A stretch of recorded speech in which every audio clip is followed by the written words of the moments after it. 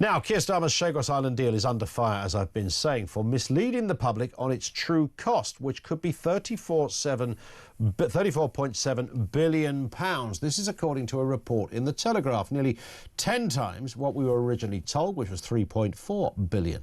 I mentioned Home Secretary and others, former Home Secretary Priti Patel, slamming Labour for accountancy tricks to hide the financial burden, demanding Starmer apologise for deceiving taxpayers. Now, the government has completely, we've been in touch with Number 10, they've completely disputed this. They are totally bereft of where this, bereft of any knowledge as to where this figure of 34 billion has come from. A government spokesman told us this: the Diego Garcia military base is essential to the security of the UK and our key allies.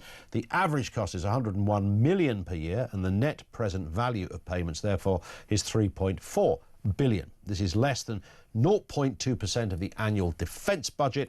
They go on to say the cost compares favourably with other international base agreements. We have many of these around the world. And the UK-US base in Diego Garcia is larger, in a more strategic location, and has unparalleled operational freedom. They have no knowledge of where the Telegraph got the 34 billion figure from. Let's get a word on this with Admiral Lord West, former First Sea Lord and Royal Navy Commander. Lord West, good afternoon to you. Good afternoon. Always nice to speak with you, sir. I mean, it's usual, isn't it, when a government's talking about spending money, whether they're building roads, rail links, HS2, a figure is wheeled out and an impressive politician, well, sort of impressive, stands at the dispatch box and gives you the figure, and you think, hey, it's bound to be more than that when it comes out. I would imagine, despite Number 10 denying this 34 billion, I'll give them the benefit of the doubt. I can't identify where the figure comes from either. Nonetheless, it usually will cost more than they first said. That's not unfair to at least wonder that that might be the case.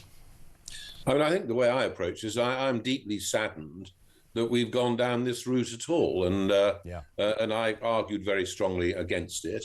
There was absolutely no requirement for us to do anything at all. There were some people, I think, who want to do some virtue signalling, and if they think that's going to make the countries in the world that rather dislike us like us more, they're kidding themselves.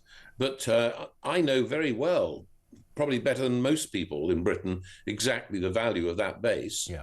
But if we hadn't done anything at all, that value would not have gone. It's nonsense. So I am deeply saddened by that, and I don't know what the final costs will be. But actually having to pay any money at all to a country 3,000 miles away for something that belongs to us seems extraordinary. And 0.2% of the defence budget is still 0.2% of the defence budget. Absolutely. We are not spending what we need to spend on defence. So the whole of this issue, I'm afraid, I am sad about. Now the decision's been made, one can't change it, but it has not been clever, I'm afraid. It's interesting you say that, because I share exactly that assessment, and yours is a far more qualified one, of course. But I keep, you know how every now and again you're hoping for someone to go, that's the reason they did it. You know, you're waiting for this sort of bit of extra information that was missing from the first press release or the first announcement. Now it makes sense, but we haven't seen that. And as you rightly articulated there, Lord West, I mean, it's very hard to find a logical reason. There wasn't even a big agitation for us to give it to anybody, and that's the curious part about it. It's almost a voluntary thing on our part. It's extraordinary, and I think Keir Starmer has some very strong aspects about him, but I think he got very bad advice on this.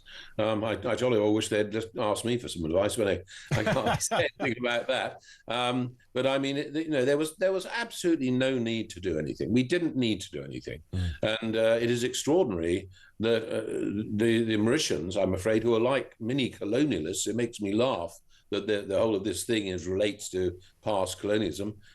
They want to take over a country that's 3,000 miles away, that they've never actually had any administrative responsibility for, and they have really not looked after the Chagosian people, who are the people we really need to look after at all during that time. So, as I say, the whole of this issue, actually, I'm deeply saddened by it. The decision has been made, but I think it was a terrible decision, and I really do wish they'd thought more carefully about it. And to compound the kind of mystery, if that's the way to put it, I mean, it was the breathtaking speed with which this happened. I mean, you wouldn't imagine when a new government comes in with a big old to-do list, whether it's education, the NHS, all sorts of other immigration, all those kind of issues.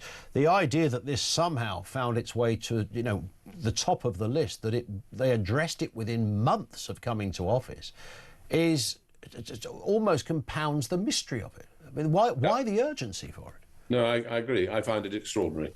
And there's absolutely nothing that I'm aware of, absolutely nothing that made that have to happen. And I'm afraid a couple of things within the with Labour have been decisions have been made rather quickly, because I think they thought there was some nice little benefit from them in terms of perception of Labour, and they weren't thought through properly. You know, if you look at the pensioners thing, that could have been done in a much cleverer way. Everyone 100%. Understands that, you know, that the payment to someone like me is wrong on the pension side. Everyone understands that, but it could have been done in a much cleverer way without affecting others. Yeah, I thought you were decades away from a winter fuel allowance, Lord West, to be honest. You know, that's the nicest thing anyone said to me for What's interesting about this, I suppose some people have, based on bearing in mind everything we've just been talking about, said, well, the Americans, Mr. Trump, you know, anyone who's going to be hard line on things, he seems to have endorsed this deal. Why do you think he would have put his name to it?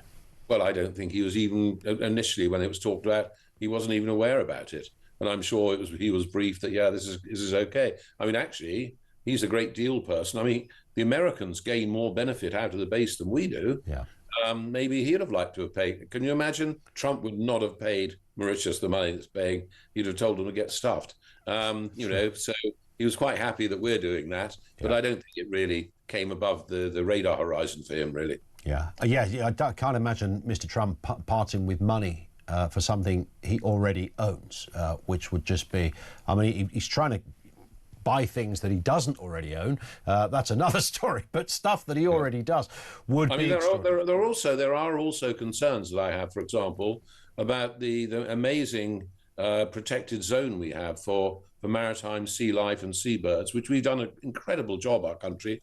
Mauritius are not interested in that. They want to open up their fishing boats and things. So there are a whole raft of things that make me unhappy. But as I said, the decision's been made now. It's no good crying over spilt milk, but it didn't need to be done. It saddens me. I feel quite sad about it. Yeah, agreed. Lord West, great to have you on. Nice to speak again. Thank you, Admiral Lord West, former First Sea Lord and former Royal Navy commander, very serious man of the sea, of course. That's his view on it. And it does seem to go back to that nobody, almost nobody has been able to say, no, you're missing the point of this. Was this some kind of odd... Was it a kind of colonial guilt that Labour had, and they didn't know where to put their colonial guilt? So they thought, well, what do we own that looks like it's too far away to really be ours? Oh, what about the Chagos Islands? Yeah, that's a good... We'll start there, shall we? Is anyone asking for it back? Well, the people who are going to get it never owned it either, so that seems a bit weird. There's the missing nugget in this. I mean, it's utterly extraordinary that the missing bit of the jigsaw. Why? Why would we be doing this? Thoughts on that? 0344 499 1000. Is it going to cost 3.4 billion? Is it going to cost 34 billion? A number certainly the government do not recognise, but the Daily Telegraph headlining with that one this morning.